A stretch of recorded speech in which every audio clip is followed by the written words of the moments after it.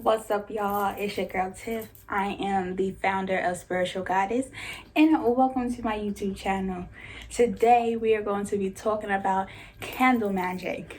Now, this is going to be divided into 3 different parts because personally, I feel like when it comes down to candle magic videos, at least the ones that I watch, it's kind of like a lot, but not enough. You know, it's kind of like you watched it and you're like, okay, I understand, but I don't. Like, it's at least that's how I felt in the beginning when I was trying to learn how to properly do candle magic. But through research and trial and error, I believe that I came up with a really good formula per se of how to do candle magic properly. So that's why I'm breaking it down into 3 parts. So this is part number 1 of Candle Magic 101. We're going to be talking about what is candle magic, how does it work, and where you can purchase these candles. So I'm going to be looking at my notes up here because I have it all written down. I don't want to miss anything. So first things first is we're going to talk about what is candle magic, why do people use candle magic, what is it for? So basically, candle magic is a spiritual tool that is used for protection, banishing energy, manifestation, bringing in change. There's so many different ways you can use candle magic. Some people use it to reverse spells. Some people use it for love, attracting a partner. Like, there's so many different ways you can use candle magic.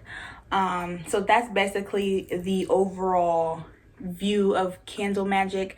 Is you just use it as a spiritual tool to bring in some sort of positive abundance into your space, or to clear away energy that is no longer needed, or it's used for protection of either another person or for yourself. So you probably came across candles that look like these 2 candles. In the next video, we're going to be talking about types of candles, what does the color mean, and all that different stuff. All like the fun stuff that people like to listen to in the next video.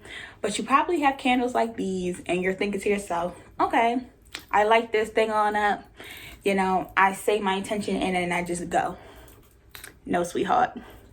No, sweetheart. That's not how that works. Or you're probably thinking, okay, this is a 7-day candle, so I light it. You know, I do my meditation stuff for 30 days. I mean, for 30 days, for 30 minutes, or it's 15 minutes or an hour, whatever. And then when I'm done, I just blow it out. No, that's not what you do either. So I'm going to break down how to use candle magic properly. So make sure you get you a pen and paper and write this down. So first things first, make sure that your space is clean. And when I say clean, I mean clean. Make sure you vacuum your floor, you make your bed, you change your seats, you wipe down your countertop. Like, clean your space. Wherever you're about to do the candle magic in, make sure that your space is clean, okay? Once your space is clean, I recommend saging your space.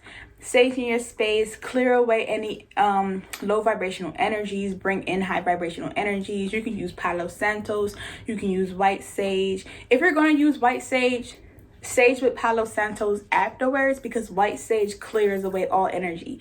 So you want to bring in a high vibration. So use that Palo Santos and, you know, bring in that high vibrational energy into your space. Once you're done saging your space, everything's wiped down, your space is clean. Get you a clear glass bowl of water, okay? Because the water is going to be used as an offering to the universe, to your ancestors, throughout the candle magic. And let's say on like day 3 or 4, the water is gone, just refill it again and speak your intention into that bowl of water. Once you have your bowl of water, now it's time to write out your intention. I always feel like you should write your intention on a piece of paper. That's just how I feel about setting any sort of intention. Yeah, you can use your phone or you can say it out loud, but I always feel like you should write it down on a piece of paper. Write down your intentions, be specific, be sincere, and be intentional.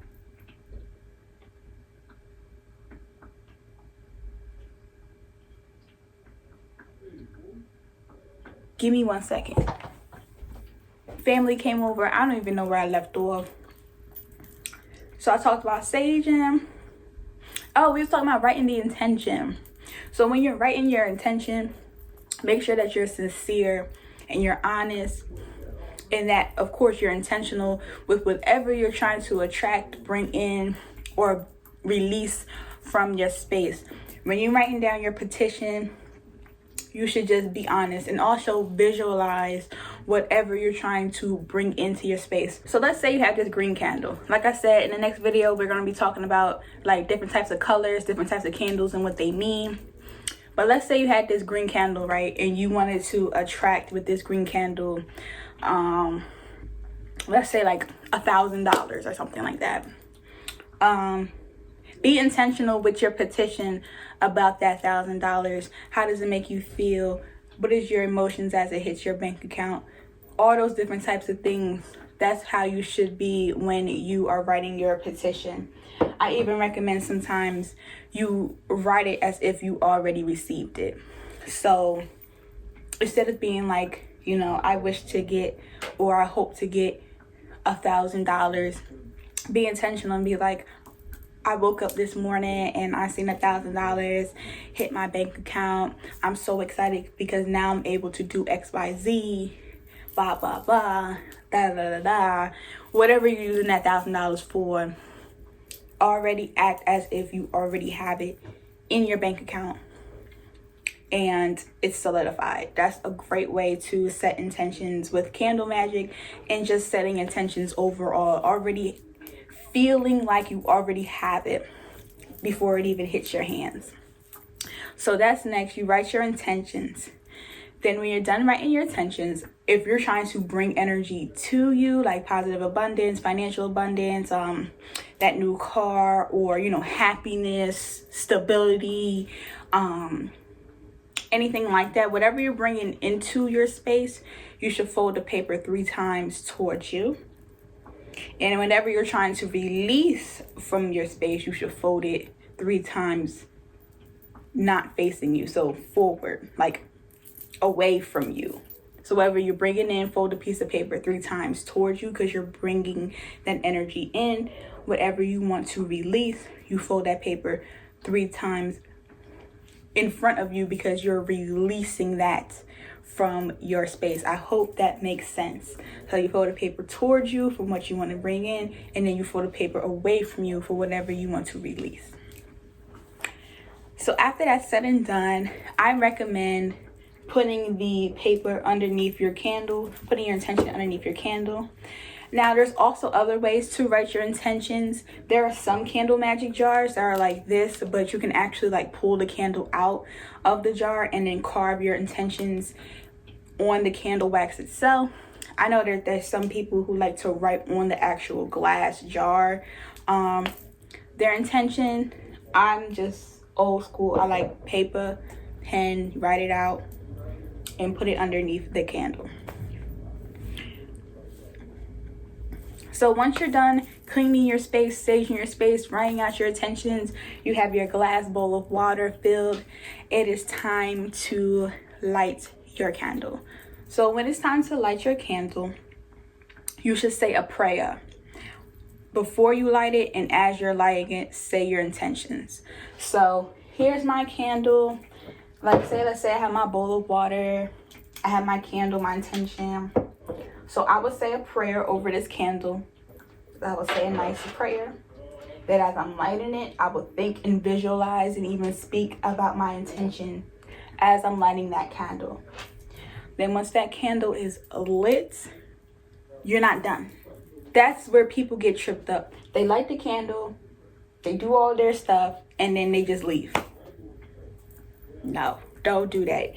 You have to treat these candles like it's a baby. Literally, every day you should be praying over your candles. Every day you should be speaking to your ancestors. Every day you should be meditating, visualizing whatever you're bringing in or releasing from your space. Sometimes you can even pull on tarot cards as a way to connect with your ancestors and connect with the candle.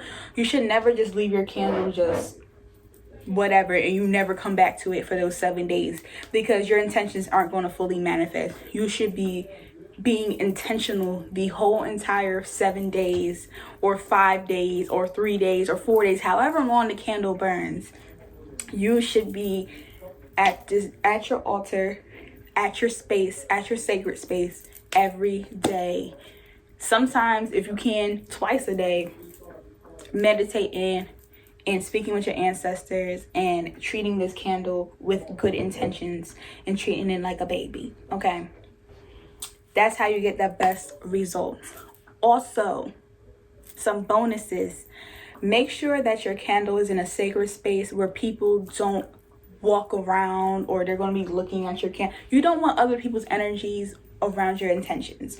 You want your energy, your intentions on your candle. You don't want outside forces peeking into your stuff, accidentally blowing your candle away because they think that you left the candle on. Don't keep your candle away from anything. I wouldn't recommend putting a candle in the living room or in a kitchen or anything. Keep it in a sacred space.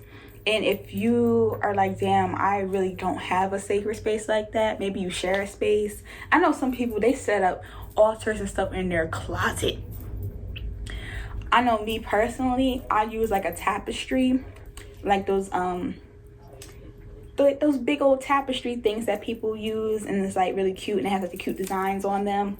Like, I'll hang it up on my wall and I'll drape it over my desk, and my candle will be behind it. So even people who may come in my room, they're not really going to understand what's going on because they just see a tapestry draped over my stuff, so they can't see my candles or nothing. That's how I like to keep my candles away from people. But you should always keep your candles away from other people's energy. I don't care who it is. I don't care if it's your mother, your father. Keep it away from other people. You don't want other people in your business, in your intentions, putting their energy or their bad vibes over your candles. Next, we're going to talk about where you can purchase these candles from.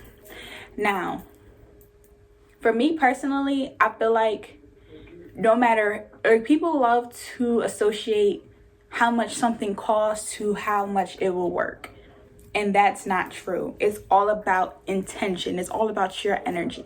So you can get these 7-day candles at the dollar store, the Dollar Tree.